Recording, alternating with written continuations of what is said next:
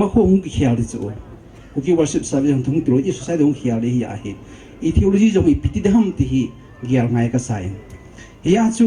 tuần amas pena lam kai punan sin call of God is most important. That's I accept it. The secondly, Karl Barton and say to Bible one hand and newspaper on other hand is na. Tisu iho context iho ngai chan ho hi white as ngai chu reading the signs of the time ti na ngai chu ya chu hi chi a chu ka sinom chu pi ham masangin Bible ju ti chu kui pu ni mo chi mai the hin na chi chu kin to advice ka bon ju apabe ka gyal pon the best mind, we need the best mind to study Bible na chi chu science background vesana to chu green theology ka se ya chu global warming ozone hole ti ho ki sei chu UBS ana theology subject ki bol chu ya chu Bible ju ding a chun ijilung gial su hiala present context va na cha kuna chu pathin to taw na to ki thu ai prepare ni ngain ki chi ding on chun Bible ai thia hila college nia ho aki het base lo hin ai thia hila na chi po ti ka ti po na ahin la ki chi a hi ti ding a hila e pe ham recognize ki bol do han ki chi la hin phan ti ti ju yelen va san sun 2005 sun UBS bu onen PhD board a release in the bolen apply ka bona sun Cambridge emission kan mun ti chun Birmingham mun chum chuma emission kan bolen funding an ampon ka sei dum pen chu ti jo se ki chai ta ai wanga chu stack up khin chu pi ham ti haile hi cha chu funding umlo ai la kum khat stack ka hin a chu ka chi lo di dam ka ti hin na 2006 sun mi khat ka kin chalo ma khat na UBS staff from veto aman UBS da ha ta chu hung in tin amount sun what about your plan for Bible study ti chu it beham na noi si tim ta ka hu chu na ka bor khil chu ka ima cha ka expect lo pi ala ma chun I'll pray for you ti chu I'll pray for you dia cha chu aman mi khat na ki hu pi chu a ki hu pi nu chu 90 years of age chu ti asi khat ni ki hu pi chu ala ma chun pha chom je wa cha okay I will help you 2006 a chu cha ko na chu PhD yu ga ka bol the chu ka sinon ta ni chi na ready hi ngayin a society a need hi ngayin karbat bonga chu chubat ki jong te pathina ki dipen ngai chu ipiting amio sen veleo chun kalau hoyo sen education and sakin ka sei lo chuna in sei lang ni sion na ki tin ka le su ai pi le pathin na pathin hi chu pathina ki ngap ding na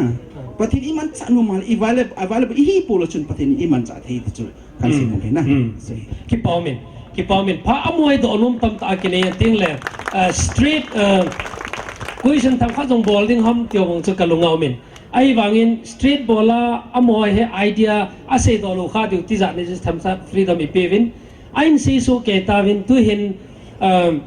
amo changi lo hina ki gundan ta education a jong ahung ding sa jong department dang jong i gun be wa hin wang phanum wang sirum ta ti ding in abon in ahung the povin amo changi ahung ovin ki paumin ama ho hi address lai zo ka sevang souvenir detail omin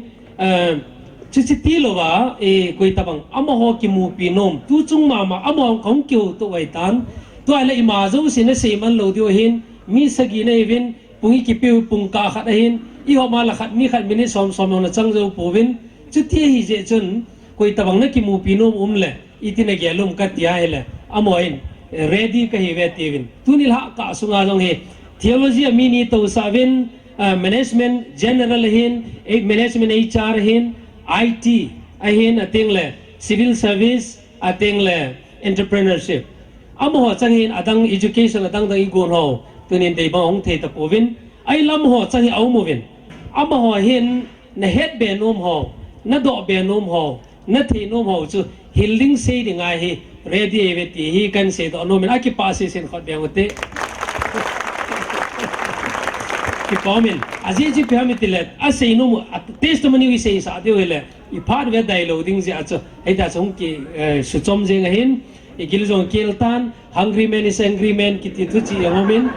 chen dunia ding hin hichen hin chayotin no zo se chung hin mi pi hon ki patu sei nom su ke diu ta sanomin idong lam ho tha khelin kin no zo se chung hin ki patu kan seyen tiếng là tu này sẽ là nó không tụ vào nó idea contribute nó không bol cho nên nó chung vào cái part thu cái sen phát thiên nên phát thiên nó bộ tàu hen cái bảo vệ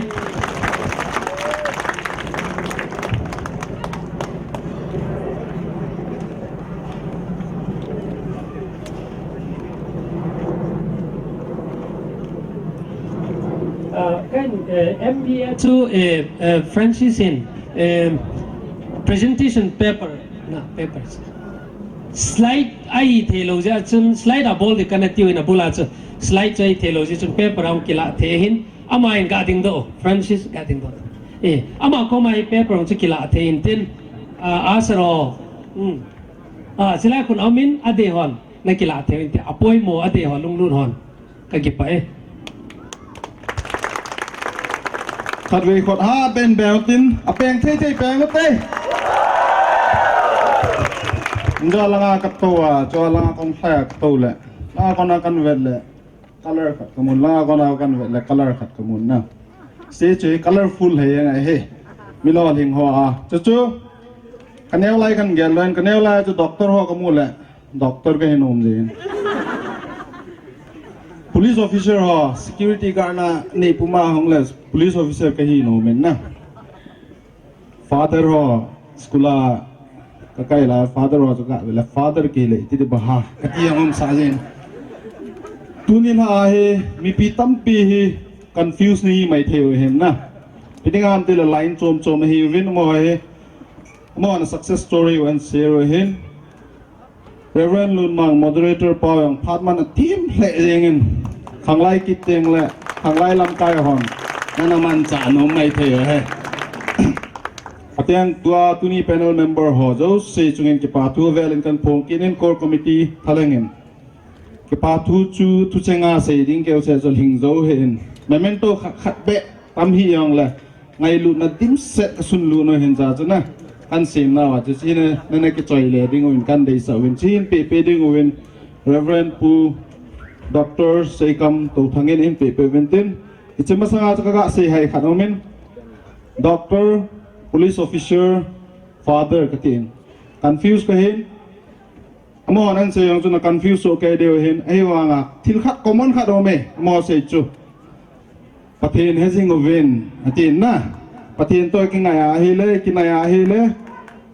ituk tuk ide chu pon tho tai pan le ki mo te ding a he